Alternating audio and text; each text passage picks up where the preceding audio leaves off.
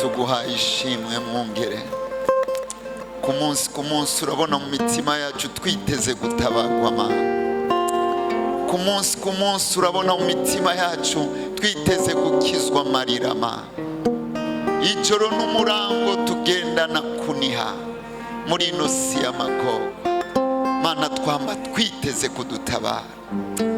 Umunsi tutazi, isaha tutazi urakora Mwami, manuka uhembura Mana.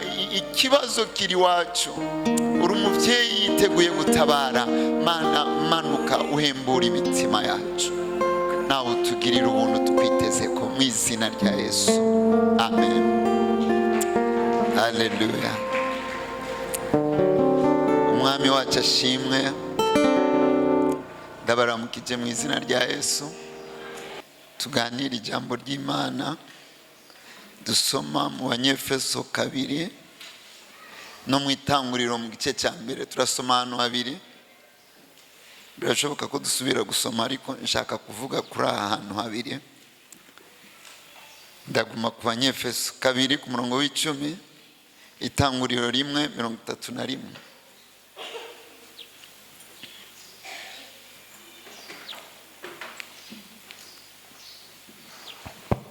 Banyefeso 2 murongo w'10.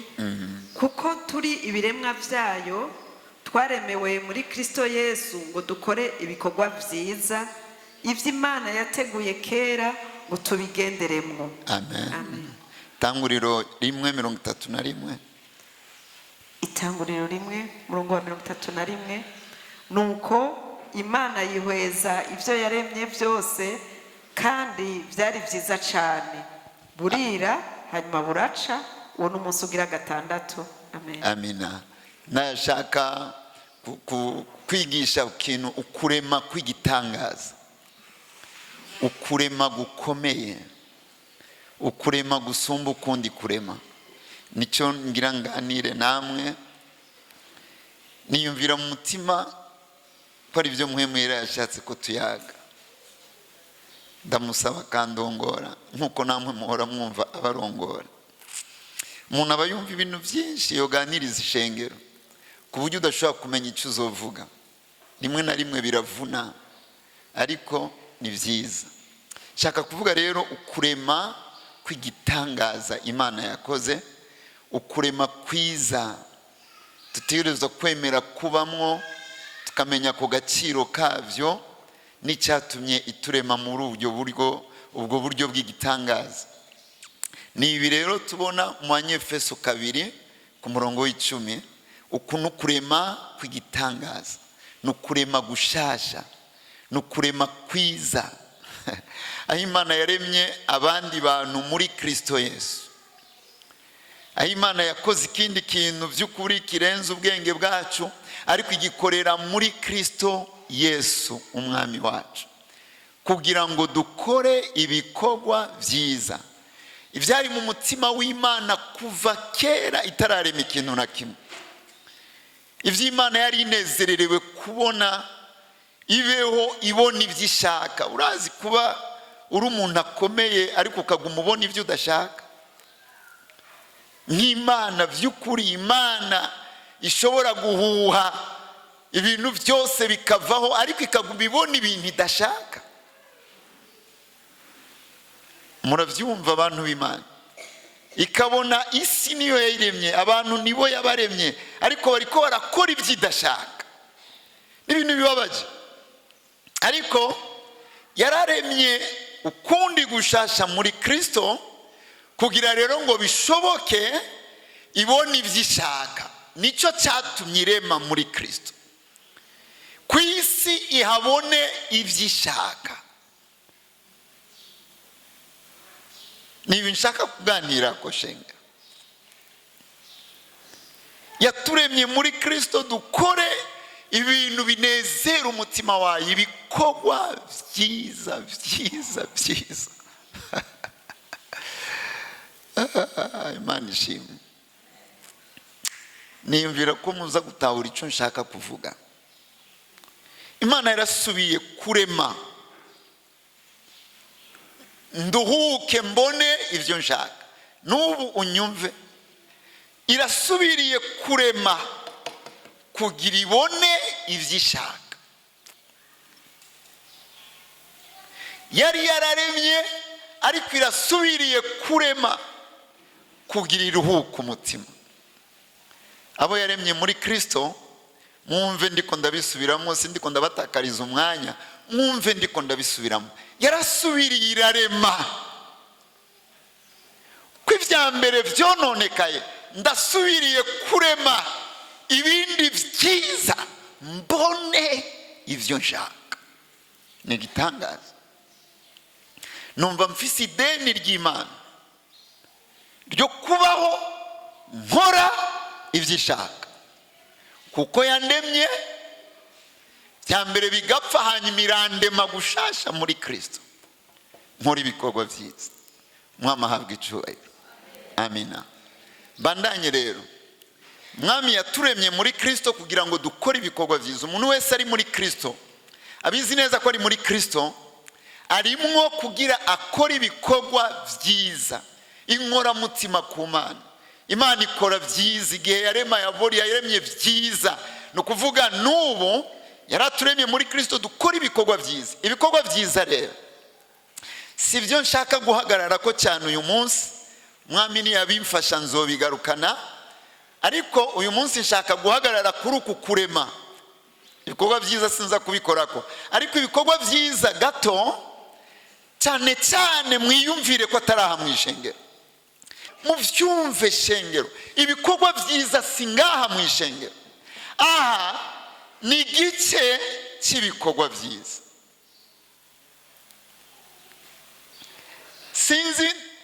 Sinzi ukuntu no gufasha uvyumve gato, ariko mumenye ko ubu buzima turimo mu mashengero, namba utabizi uze kubandanya uvyiyumvira ko niwasanga nihenze uzoza kunganiriza. Ubu buzima turimo muri aya mazu n'ubuzima by'ukuri bwamaze kononekara. Ndasaba Imana mu nyumve, ndasaba Imana nihagira umuntu ashoka nshavurira. Simfise umutima mubi ku muntu n'umwe, ariko ndifuza ko Imana itugarukana. Ibi bintu bikorerwa muri aya mazu byaramaze kononekara cyane, ku buryo ndababwije ukuri ko hariho n'abantu benshi baba bari mu mashengero batayakunda. Ushobora kutavyumva, ariko reka ndakwereke nk'akarorero kamwe. Uzobiraba umunsi uzova ngaha muri Emawusi, uzoca wifuza ko n'ururuzu rubomoka, bakome kwanza pasiteri bamugonge. Ariko aho warahatanze amashikanwa, warahatanze ibigira 10, waratanze inyubako, ntuzi igituma bitanga. Ariko abantu benshi muze murabe cyangwa wiyumvira aho wavuye waho rusengera. Arakindwi zibiri, ariko ndabaza abantu ngaha twari ko turasengana, wewe wasengeye he? Waje muri Emawusi uvuye he? Jewe abo twari kumwe ntibari bononekaye gose, ariko hariho nk'abantu usanga bari muri Emawusi bamaze guca nko mu mashengero 6. hanyuma ikizokwereka kuri ahantu udakunda nuko n'ibyo bagusaba byaho ntabyo ukunda. Wewe uri mu kigwi cy'abaza gusenga, ariko ntuzi ibikorerwa aha, intumbero yavyo, Imana ishaka iki, inyote wiki. Ku buryo jewe ndakubwiye nabi, mama kiongoza gutsitaje uca wumva n'ururuzu rwotugwako. Uzobisuzuma umunsi umwe, ariko simba ndiko ndabivuga ngo mbabaza umuntu, ariko ndabivuga kugira umuntu wese ageze giha kumva ivyo bintu, mumenye ko turi babi dukeneye gufashwa. Dukora ibikorwa byiza tubikorana umutima mubi. Benshi cyane cyane nko muri twebwe abakozi b'Imana, abapastori, abarongozi, ndababwije ukuri ko benshi muri twebwe hari aho dukorera inyungu zacu. Nk'ubu uwonkura ngaha kuri iyi ntebe mukandaba ukuntu nifata,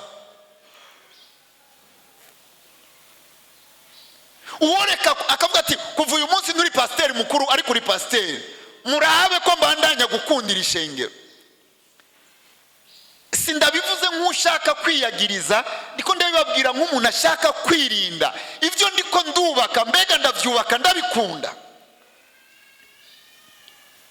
Haramaze kubaho amashengero yubaka insengero z'amamiliyaridi, ariko umupastori muri iryo shengero akabura amafaranga yo kumuvuza. Sinzi ko mwumva icyo ndiko ndavuga. Ndiko ndavuga turakora ibintu ariko ntidukunda umuntu. Turubaka amazina ariko ntitwubaka irya Kristo. Si umuntu wese ashobora gupfa kunyumva, kuko abantu benshi ntibazi uburyarya bw'amadini tubayemo twebwe. Ibikorwa byiza rero nibaza ko umwami azomfasha kubigarukana, sivyo nza kuvuga, ariko ibikorwa byiza nuwabona uri kurakora ibintu ngaha gusa uzomenye kutari kurakora. Sijya mbere ndabibabwiye. Ukabona uratanga ikigira 10, uratanga amashikanwa, nta mworo n'umufasha, nta mwana w'umukene n'umugurira impuzu, ugurira ikini, ubimenye uri mu mutego w'idini, nuri mu bikorwa byiza. Yesu yaravuze ngo ibimazi sivyo nshaka imbabazi. Iryo jambo ryari ryaravuzwe n'abavugishwa n'Imana kera, ariko Yesu yararisubiyemo. Umwami rero yaturemye muri Yesu ngo dukore ibikorwa byiza. Hamwe tuza gukora ibi bintu turi beza. Mwibuke ko Yesu yavuze niwazana ishikanwa ryawe ushitse ku gicaniro ukibuka ko hari icyo upfa na mugenzi wawe, nturitange, banza usubire inyuma ukore igikorwa cyo kwiyuzuza n'umugenzi. Hariho ahantu mu gitabo muri Bibiliya mu Baroma Paulo yavuze ngo ibyiza byanyu byoye gutukwa. Waje gusenga usize utukanye, waje gusenga usize wanse kuri hideni, uri kugira neza ariko ineza yawe iratukwa. Muranibaza iyi mvugo ngira mvuge irashobora kubashavuza cyangwa mukanyita igipfu, ariko Imana imbabarire, sisi numva ntabitinya cyane. Muranibaza ko umunsi aya mashengero azokugagwa hazoca habaho ishengero ryiza. Sivyo nifuza, ni ivyiyumviro. Hazobaho ishengero ritarimo abantu bafise amazina y'abapasiteri mukuru, y'abarepresenta, ariko ririmo abantu ariko arasunikwa n'ikimusunika ataraba bamuraba, adakeneye abamukomera amashyi, ariko arasunigwa niyamuhamagaye iramusunitse uyu munsi gukora iki, uyu munsi gukora kijya. Sinshaka ko muva mu mashengero, nanjye sinshobora kuriva, ariko nshaka ko tuba mu ishengero turi bazima. Niyo mpamvu ibintu byinshi twubakira gusambuka, twikomereza kugwana. Abantu benshi iherezo ni ukugwana, iherezo ni ukwankana, menga nta Mana dufise. Jewe ku giti cyanjye ndabye ibyo nsoma muri Bibiliya, Imana yoma ibintu byose ikanka guhindura umutima wanjye, ntacyo yoba yampaye, amaherezo yoba mabi. Imana rero yaturemye muri Kristo dukora ibikorwa byiza turi beza. Amen. Nitwari gushobora gukora ibikorwa byiza, n'ubu ntabyo dushoboye kuko turi babi. Niyo mpamvu nifuza utuntu twose mba ndiko ndavuga, nifuza umuntu yitore arabe ibintu ariko arakora ngaha, ariko ntababaye abantu. Nicozana Imana ikadufasha rero, cozana Imana ikadufasha. Nidushobora gukora ibikorwa byiza twanduruka ku muntu yacumuye, twanduruka kuri Adamu. Nico gituma byari ngombwa ko Imana ikora ikindi kintu, ikaronka abandi bantu batakikomoka kuri Adamu, ariko baremwe ku wundi mwiza yitwa Yesu.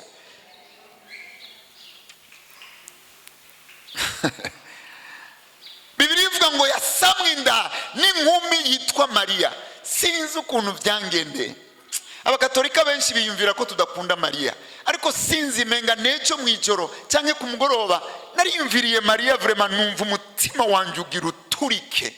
Ndazi n'igihe tuzoshika mwijuru, mu bantu bazotunga urutoke bazovuga ngujya wa undi yavyara umukiza.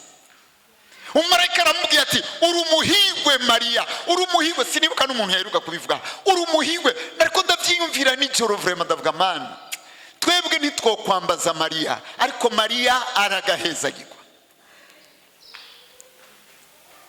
imana imuterekamwo umukiza Emmanuel, imana mu bantu, atabonanye n'icyitwa umugabo. Ibi rero bifite insiguro yuko Yesu atavukanye ibyo twavukanye bibi, yavutse ari uwera. Haleluya. Yesu, Bibiliya ivuga ngo dufite byinshi byo kumuvuga ko. Bibiliya imuvuga ko ngumwe atigeze kumenya icyaha. Bibiliya ivuga ngo byari bibereye ko turonka umuherezi mukuru ameze gutyo, yera, atagira ubugunge nkanje, atanduye nkatwe, yatandukanijwe n'abanyabyaha, yashyizwe hejuru y'amajuru. Byari bibereye kuronka umuherezi mukuru ameze gutyo, apana Aroni. Haleluya. Umuhereza ameze gutyo, azaduserukira imbere y'Imana atarinze gutanga ibimazi by'ibyaha byiwe nka Aroni. Aroni rimwe ku mwaka yagenda cyane, bateze kumwambika inzogera ku kuguru, n'abandi baherezi zigenda zirabwira bumvise zitavuga baca bamenya ko yapfuye, Imana yamukubise. Sinzi ko hari uwo byashikiye, ariko biranditse muri Bibiliya. Ariko yuwe yagiye ahera cyane, apana ho ku isi, apana hakozwe n'intoke z'abantu, ho mu ijuru. Murashaka kubisoma mu Baheburayo bene data. Ashikana amaraso atari impene, ariko amaraso yiwe atagira agasembwa. Haleluya. Uyu ni Imana yaturemyemwo. Birababaje kuba mubi waremwe muri mwiza, ariko yari yaravuze ngo igiti cyiza cyama ni gitangaza. Ntegerezwa kuba mwiza mu izina rya Yesu. Ntegerezwa kuba mwiza mu izina rya Yesu. Asha ngwa mbyuka, nanigwa mpaguruka, nsitara nifuza ntakira. Ntegerezwa kuba mwiza, naremwe mu umeze neza. Nivyo bana b'Imana. Amen. Mariya mwitangurira, Imana yari yararemye ibintu byose. Imana irabiraba ku munsi heza, ivuga ngo byose ni byiza cyane. Ibiti byari byiza. Je nibaza ko atabiti tukibona. Inkokore z'ibiti nizo tubona, kandi ntabyo dushaka kumenya. Tuzobibona turi mu ijuru, tuzobona ukuntu Imana yaremye ibintu byiza.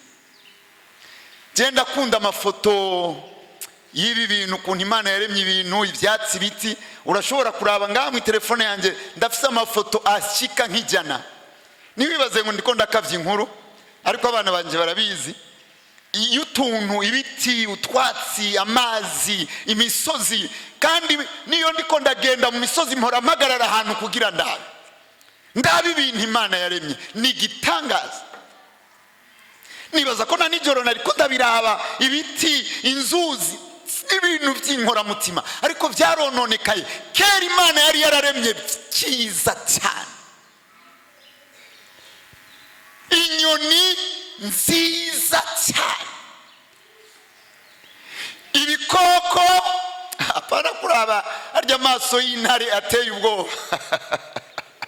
Imana yari yaremye intare nziza imeze nk'igipusi, umuntu yarashobora kuyidigadiga gutya. Narigeze kumva umuvugabutumwa umwe yari yavuye muri Uganda, umupasiteri, ariko aravuga sinzi ahantu yagiye, asanga ahantu intare yapfuye. Baramubwira ati turaguha amafaranga, genda ukoze urutoke mu jisho ryayo. Ayo mafaranga yaramunaniye kurya, yapfuye. N'urukoko ruteye ubwoba.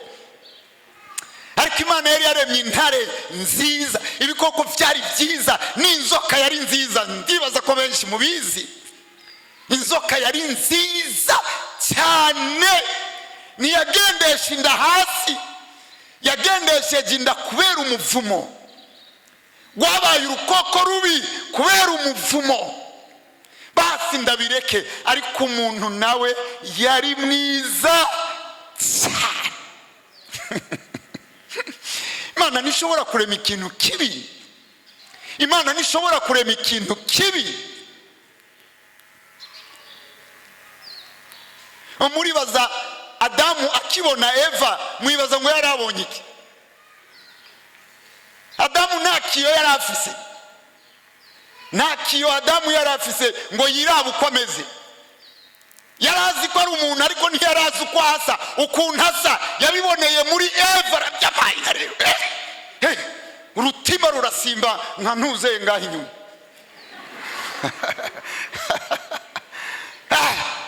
Kafata Imana yanjye, aka kantu nagaki, akagufa ko mu magufa yanjye, akara ko mu mara yanjye, keza cyane, keza cyane. Ariko Eva yari mwiza.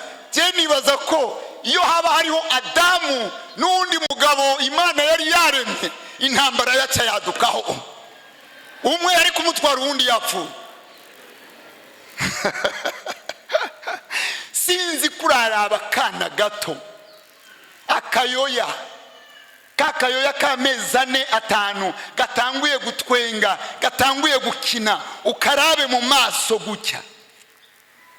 Sinzi kurabira, menguri kurabona Imana, umumarayika, amaso atagira ikibi, amaso atagira inzigo.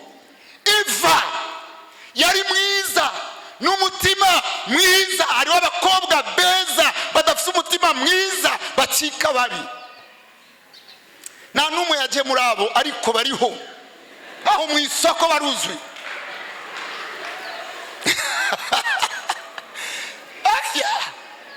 Umukobwa mwiza mwiza mwiza.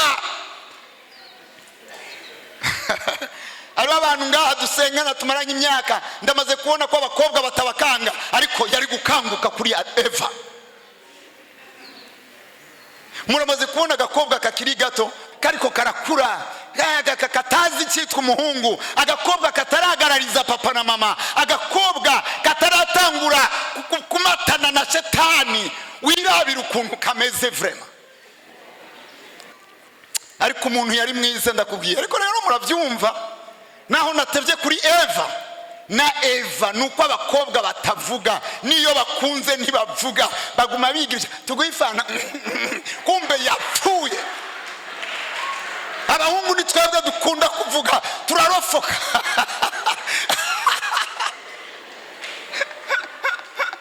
Ariko hajya na Eva abonye Adamu yarapfuye, Eva aravuga ati Mana yanjye, uyu mutipe uyu mbega niwe Mana yaremye bijya biti n'ibikoko. Adamu yari mwiza, umuntu ataracumura ni mwiza. Amina. Hanyuma Adamu aracumura ku Mana. Acumuye ku Mana, Imana iramubwira Adamu uzaniye ivu umuvumo.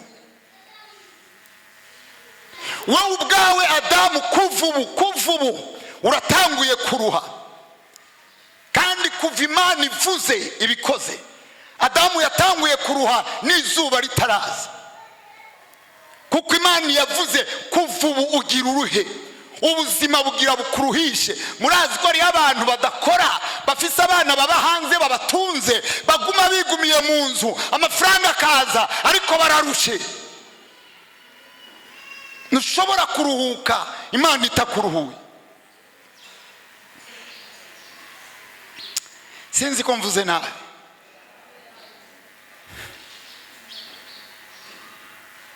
Uzaniye ivu umuvumo, ibiri hejuru y'ivu byose birononekaye. Kuva ubwo ingwe yaciye izura inzara, ibintu byose birononekara. Imana iramubwira Adamu kuva ubu iyi si igiye kukuzanira ibintu bimera amahwa gusa, amahwa.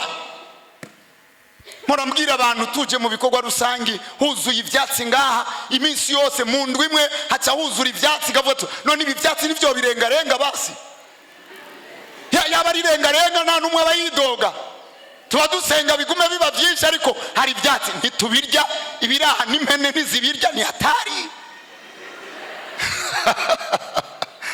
Ni hatari, mimi nakwambia.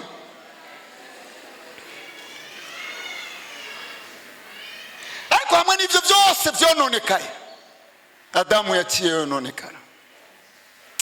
Sisi no bidonda noteba ariko yarononekaye. Umuntu yarafise ubuzima bwiza buzohoraho, ubwo nyene urupfu ruraje. Mwiyumvire ko iyo urupfu rushitse umunezero ubugiye. Bibiri ivuga ngo ingero y'icyaha n'urupfu. Abana b'Imana benshi ntituzi kwirinda icyaha, turarindiriye ko ingorane zizoza, ariko wamaze kuba mu cyaha ingorane ziba zaje.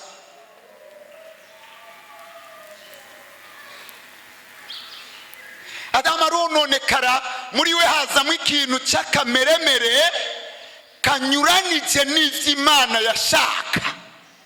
Muri we hazamo ikintu nawe kikurimwo nanjye kindimwo, numva nshaka ivy'Imana idashaka.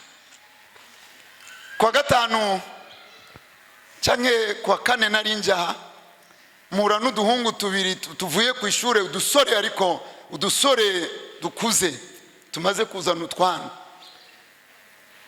Kariko burandengana ko buvuye ku ishure, agatipe kariko karidoga ngo aba bakobwa ubona ngo araja agatwenga mugakubitana amakofe kumba afise uwundi. Nanje uwo mutipe nje namubwira ati hanyuma namwe abahungu ngo yago twe ntitumeze nk'abakobwa. Ndamubwira ati peti uracyari umwana nturabimenya, nta bintu by'ibihemu ku isi nk'ibigabo. Tuja mu mpari rero kwibarabara, ariko nko mu minota 10 nari nabatsinze. Umwana ansezera neza ati mzee, ati nukuri ibyo bintu nivuze nivyo, zuri suzuma abagabo. Aba mama baratwenze nimwitwenge.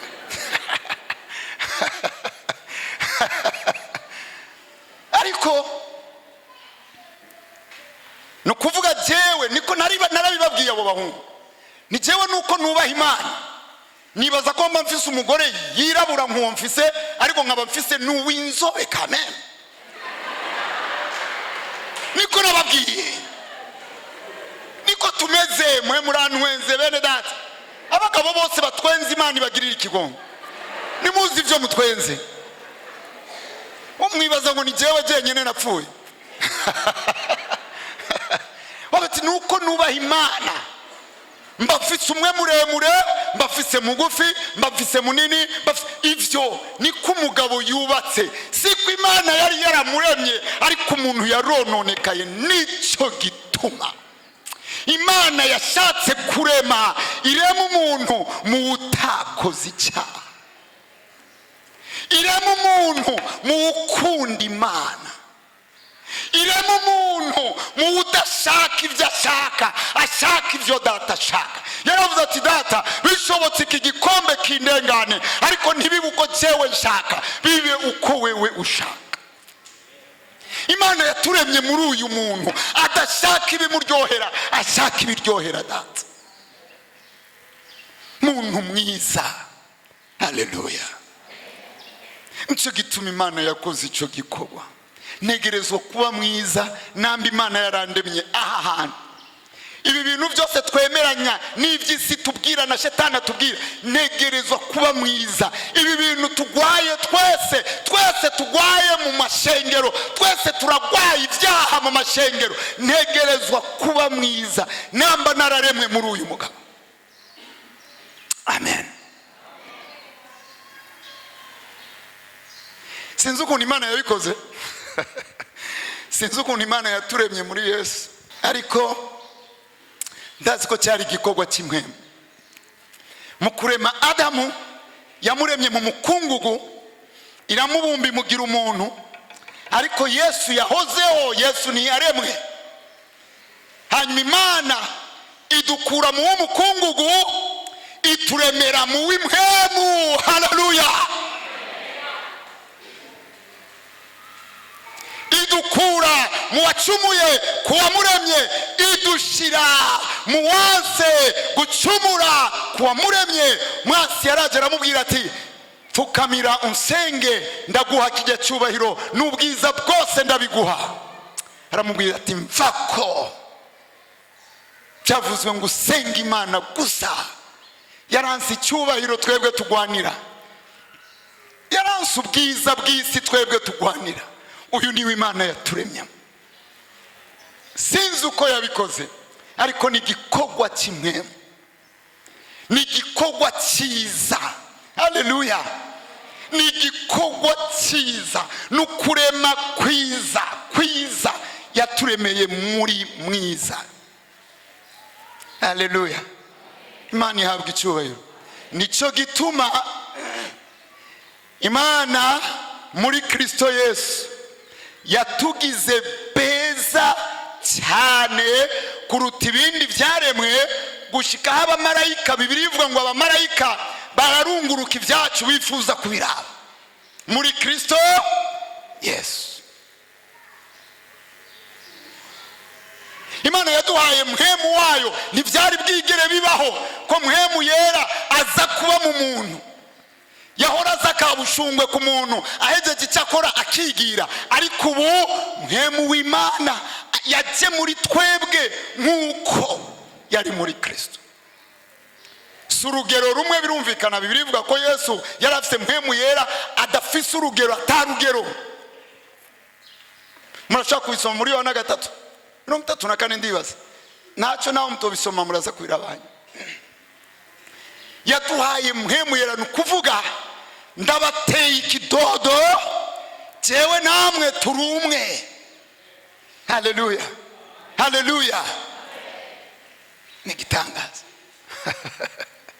Hanyuma Imana, Bibiliya ivuga ngo abo yamenye kera yarabahamagaye, abo yahamagaye yarabatsindanishirije, abo yatsindanishirije yabahaye ubwiza. Imana ikiduha ubwiza, jewe ntabona nawe utabona. Adamu yarabonye ubwiza kuri Eva, Eva yarabonye ubwiza kuri Adamu.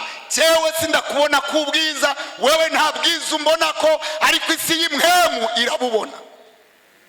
Niyo mpamvu ari abana b'Imana bakengera abandi bana b'Imana, kubera bakenye badasa neza, akamukengera agakunda usa neza, yambaye neza, adafise ubwiza. Kuko amaso yacu ntabona. Yaba twabona, hariho abantu tubona ko banuka, ariko tuba tukabubaha kuko urabonye ubwiza, abandi bantu batabona. Cyozana Imana ikaduha amaso yo kubona. Haleluya! Hariho abantu boronka icyubahiro kirenze icyo dufise twebwe abapastori. Hariho abantu boshimagizwa muri ino si, ariko Imana irabinyegeje amaso kugira ngo umuntu wese abeshweho no kwizera, atabeshwaho n'ibyo ariko arabona. Hanyuma Imana imaze kuduha ubwiza, iduha n'akameremere kayo. Ni gitangaza. Haleluya! Haleluya! Iduha akameremere kayo. Ndabakuye mu mukungugu, ndabashyize mu w'imhemu. Haleluya! Bibiliya ivuga mu Bikorino wa mbere ngo umuntu wa mbere yari uw'umukungugu, umuntu wa kabiri yari uwo mu ijuru, ni mpemu. Iki gikorwa ni cyiza. Amen. Iki gikorwa ni cyiza. Ariko hari ikindi gitangaje. Muri Yakobo mu gice cya mbere ku murongo wa 18, Bibiliya ivuga ngo Imana ngo yatugize nk'umushuzo w'ibiremwa byose. Turinde kwasoma. Mama hasome byumve. Ni igikorwa cy'Imana. Ngo Imana yatubyaje ijambo ry'ukuri, yatubyaje ijambo ry'ukuri kugira ngo tube umushuzo, tube nk'umushuzo, ni nk'umushuzo w'ibindi bintu byose yaremye. Kuko yabigize imigambi ubwayo, yatubyarishije ijambo ry'ukuri kugira ngo tube nk'ivyeze ubwa mbere mu biremwa byose. Iyi Bibiliya irasobanura ibintu. Umushuzo ni vyeze ubwa mbere. Bijya bintu byiza bya mbere byeze nivyo mushuzo Abisirayeli barabizana ku Mana. Imana rero muri iki gikorwa yakoze, kuko abantu bose ku isi bononekaye, abantu bose barononekaye, hanyuma abo yaremye muri Yesu ibagira nk'ivyeze bya mbere. ishobora kuruhura umutima wayo, ikavuga ati abantu bose barononekaye ariko abo naremye muri Yesu ni beza. Haleluya. Nibaza ko munyumva, muranyumva shenge? Abantu bose barapfuye ariko aba ni byeze vya mbere, bameze neza, bakora ibyo nshaka, bakora byiza, banezereza umutima wanje, barampimbaza gusumba uko abamarayika bampimbaza. Amen.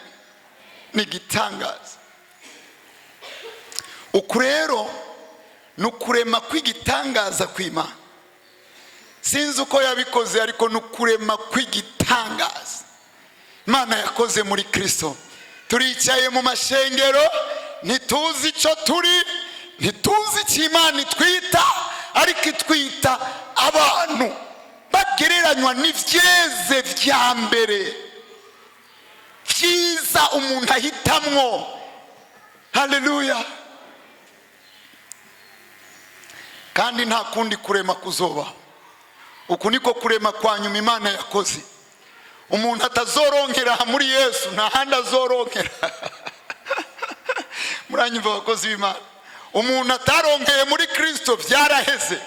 Uwapfuye ataremwe muri Kristo vyaraheze, yagiye ajanye icyaha. Sinzi ko bimeze. Nta kundi. Bibiliya iravuga ko hazobaho igihe Imana izohindura ibintu byose bishaje. Mu butumwa bwiza bwa Matayo birimo, mu byakozwe n'intumwa Petero yarabisubiyemo, hazogera igihe ibintu byose Imana ibihindure bishasha. N'ijuru n'isi bizovaho, Imana izane bishasha, ariko abo yaremye muri Kristo vyaraheze. Twebwe tuzohindurwa gusa imibiri yacu izohindurwa, dusanganire Yesu, tuce dusa nawe mu buryo buboneka, ariko mu mpemu Bibiliya ivuga ngo ukwari niko natwe turi hano mu isi. Haleluya. Imana ishimwe. Ni gitangaza. Nta kundi kurema kuzohaba. Imana mu itanguriro 6 ntitwasoma abantu Imana. Ndibuka Imana yicuza icyatumye irema umuntu. Muravyibuka? Ngo Imana iricuza icyatumye irema abantu, ngo igira intuntu mu mutima. Iyumvira Imana kugira intuntu. Hani mwumva ko byari byayangaye umugani w'abantu. Imana iragira intuntu icyatumye irema abantu, ariko iyi ni inkuru nziza. Haleluya. Haleluya. Imana ntizicuza abo yaremye muri Yesu. Imana ntizicuza abo yaremye. Ngo watanguye igikorwa cyiza muri mwebwe niwe azogisozera.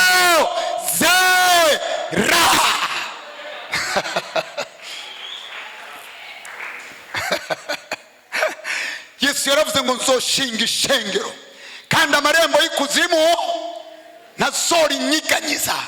Amarembo y'ikuzimu yarashoboye Adamu, amarembo y'ikuzimu aranyiganyiza amadini, ariko amarembo y'ikuzimu nazoshobora ishengero.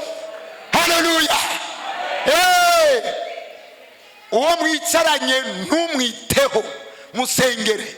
Arashobora kuba ari umwana wa Adamu yicaye mu idini, ntumwiteho. Raba ko wewe uri umwana wa Kristo wicaye mu ishengero. Mu ishengero saha, mu ishengero saha, mu ishengero ni mu burongozi bwa mpemu. Imana ishimwe. Haleluya. Haleluya.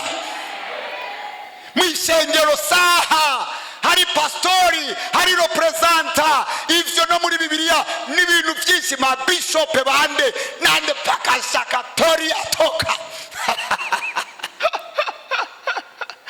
Mvuze mu ndimi nashaka kuvuga toka.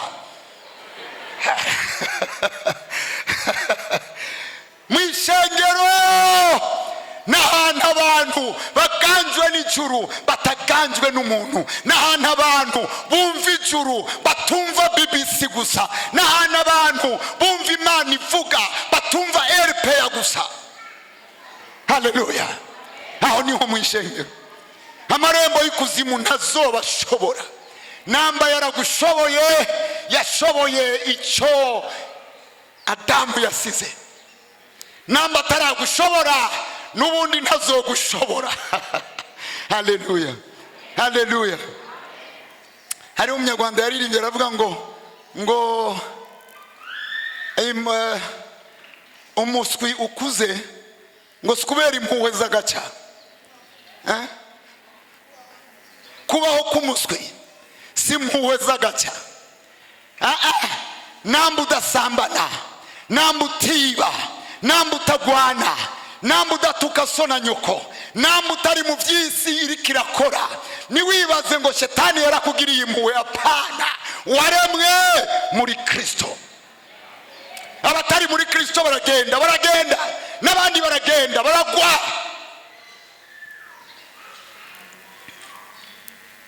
Cyo gituma tamuntu akwiye kunezerwa ngo ari mu ishengero. Abantu bakwiye kunezerwa ko bari muri Kristo, bari muri Kristo. Haleluya. Nibaza ko muvyumva. Nta kundi kurema, Imana yarabikoze. Imana nizicuza, Imana yarabikoze. Haleluya. Numva nosozera kubera umwanya, nzokigaruka kwiki kintu tuvuga ivy'ibikorwa byiza, ariko mwumvirize. Pastor nsomera ahantu hamwe gusa duce duheza.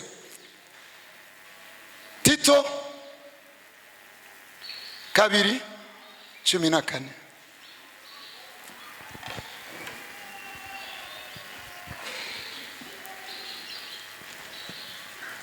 Tito 2:14 avuga ngo yatwiguze kugira ngo aducungure, adukure ko ibyo twagabitanije byose, kandi yihumanurire ubwoko ngo babe icibare ciwe, barwane ishaka ry'ibikorwa byiza. Haleluya. Yakoze igikorwa ifise intumbero. Ndabicunguriye, ndabakuye mu bandi bapfa, ndabakuye mu bandi bariko barajya muri Gehinomu, ndabashize mu wanyumviye, ndabashize mu wanejereje umutima wanje, kugira ndabahindura ikibare canje, quartier yanje, ndabagire agacimbiri kanje, ndabateragiremo umutima wo gukora igikorwa cyiza cyose. Amina. Mwanyumvise bana b'Imana. Ndabakuye mu bapfa, ndabashize mu wanyumviye, kugira nabo banyumvire uko yanyumviye. Nta mahitamwo, si mwebwe muriho, ni Kristo ariho muri mwebwe. Namba yumviye data muramwumvira, namba yaremeye gupfa ku bwa data namwe muremera gupfa ku bwiwe. Bidashobotse muri Adamu. Ivyo bitabaye si kubw'inkomezi, si kubw'ubushobozi, ni kubwa Mpwemu Yera. Ivyo bidashobotse, bidakunze, si kosa ryawe, nturinjira, nturaba muri Kristo. Abariyo ntibazi igituma banesha. Abariyo niyo batanguye kugira intege nke baca baheba ibyo kurya bakisonzesha. Abariyo bopfuma baheba umusozi w'izahabu hako bazowuronka bakaja mu muriro. Abariyo nkuko Yesu yansi icyubahiro cyose akamatana na data, abari muri Kristo baranka byose bakimatanya nawe. Imana ihabwa icyubahiro shengero. Imana ihabwa icyubahiro shengero. Mana yakoze igikorwa kidashobora gupfa. Namba ibya mbere byarapfuye, ibya kabiri ntibizopfa. Imana ivuga ngo Adamu wa mbere yari umuntu afise ubugingo. Bibiliya ntivuga ngo Adamu wa kabiri, apana. Ivuga ngo Adamu wa nyuma nta wundi azoza, n'aba bagabo babiri. Uwa mbere byaranze, uwa nyuma byarashobotse. Imana ishimwe. Nivyanka uri hanze, nivyakunda niwikubite kugikiriza, nuko waremwe muri we. Umuntu wese ari muri Yesu atabikorwa byiza ariko arakora. Nzoza kuri ibyo bikorwa mu minsi iza. Ameze nk'izuba. Murabona uyu munsi izuba rirahari ariko ibicu biratubujije kubona umucyo w'izuba. Kuba muri Yesu nukora ibikorwa byiza usa n'izuba rizibiwe n'ibicu. Ko twebwe Yesu yavuze ngo mwebwe muri gisagara cyubatswe ku mpinga y'umusozi, nta kintu cyotuma mutaboneka. Haleluya. Wewe namba witwa kuri muri Kristo, wowe ufise n'ingabire ariko nta bikorwa byiza biriko biraboneka, wewe usa n'amazi yononywe n'abadayimoni. Abayanyoye bose barapfa. Hariho abantu benshi iyo bakubonye uza gusenga barakwifuza ariko mubanye bo kudawa. Sinzi uwo mvuze ariko umuntu wese amenye ko muri Kristo birakunda, biremera, birashoboka. Si twebwe nta mahitamo, ni Kristo muri twebwe. Amen. Wewe udafise ibikorwa byiza usa n'itara bakije baca barishira mu gisimbo, mu giseke. Ndiko ndabifatira ku bintu usoma muri Bibiliya. Umuco wawe ntuboneka, urakeneye kuzuka. Pana kugumuvuga ngo Mana mbabarira, amaraso ya Yesu yamahari, ni sezerano ry'ibihe bidashira, yarahejeje kandi n'uyu munsi aradukorera. Ariko wewe ahuri ukeneye kuzuka nka Lazaro. Lazaro yarapfuye kandi yari umugenzi wa Yesu. Nawe urashobora kuba warapfuye kandi wari muri Yesu, kuko warahenzwe. Umwansi araguhendahenda akwereka ko ivyo urimwo atamunezero urimwo, agusubiza aho wavuye. Uyu munsi ukeneye kubwira Imana ati Imana ndashaka kuzuka. Amen. Ndababwira ijambo rya nyuma. Yesu yavuze ngo jewe ndumuzabibu w'ukuri, hanyuma data ni nyeneo. Mumvirize umurongo wa 2.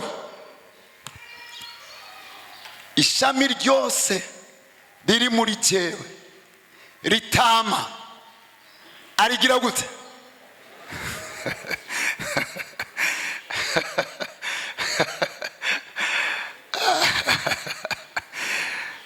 Hariho abantu batemera esheki mu buzima. Uwa mbere yitwa Yesu. Namba wewe wemera kunanigwa, Yesu yaravuze ati sinzo na nigwa. Ishami ryose riri kuri jewe ryitwa ko rindiko, niryame riravumwe ndakata. Umuntu wese yiyumvira ngo ari muri Yesu, yaremwe muri Yesu, nta vyamwa afise, nta buzima bwa Yesu bumubonekamwo, barakata. Iri ni jambo ry'Imana. Ndabasabe mwugara amaso dusenga. Haleluya. Ndashima Imana yaturemye muri Kristo. Ntiyaturemye mu mumarayika Mikayeli. Mikayeli aragwana, Yesu ntagwana. Yesu ntagwana, Yesu aranesha. Mikayeli aragwana, niwe yagwanye na Shetani mu ijuru. Yesu ntagwana kandi ntazigera agwana. Yesu ni Imana, aravuga bikaba. Twebwe turiko tugwana gute? Kandi wewe yaragwanye ngo murushishwaho kunesha nuwa bakunze. Nimwaguma muri jewe, amajambo yanjye akaguma muri mwebwe, musaba icyo mushaka cyose kizobabera kuno. Muri ivyo data arashimagizwa, nimwama cyane kandi mukaba bigishwa banje. Muri ivyo data arashimagizwa, nimwama cyane mukaba bigishwa banje. Nimwama data arashimagizwa, nico cyanzanye naje kugira igiti kitama cyane, naje kugira nyarucari ave mu igihumbi, naje kugira utabyara abyare benshi. Kandi ibyo biraba mu izina rya Yesu, nico cyatumye aza. Ku kubera iki abana b'Imana twemera kuba abapagani mu bandi bapagani? Wewe namba wararemwe muri Kristo, ni gute wihanganira ubuzima bwa shetani ukagira amahoro, ugatwenga, ukagura impuzu nshasha uri kwa shetani?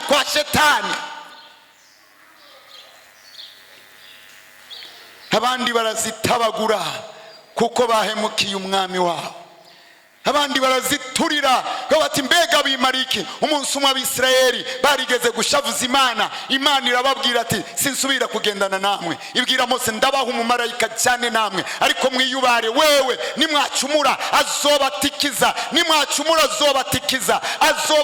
Hanyuma Abisirayeli ngo bumvise ayo makuru barababara, bararira. Hanyuma ngo urugendo rwabo rwose nta numwe yasubiye kwambara ibisharizo, nta numwe yasubiye kujya. Biratangaje kubona twishariza turi mu byaha. Sinzi ukuntu twumvise ubutumwa bwiza. Ubuntu bw'Imana bubane n'ishengero. Ahantu hose hari ishengero, ntiyagira umuntu asubira kuvuga ngo mpagaze ku bwa pasiteri, mpagaze ku bwa apotre, mpagaze ku bwa profete. Uzogwa namwe uhagaze kuri abo, ariko namba wararemwe muri Kristo, abo babaho batabaho uzobaho. Niwe yatanguye igikorwa, niwe azogisoze. Igituma abo Imana ibazana, ikazana umuapotre, ikazana umuprofete, ikazana umuevangeliste, ikazana umupasteri, ikazana umwigisha, nukugira abo bantu bagutunganye ubandanye igikorwa cyiza cy'ibyiza.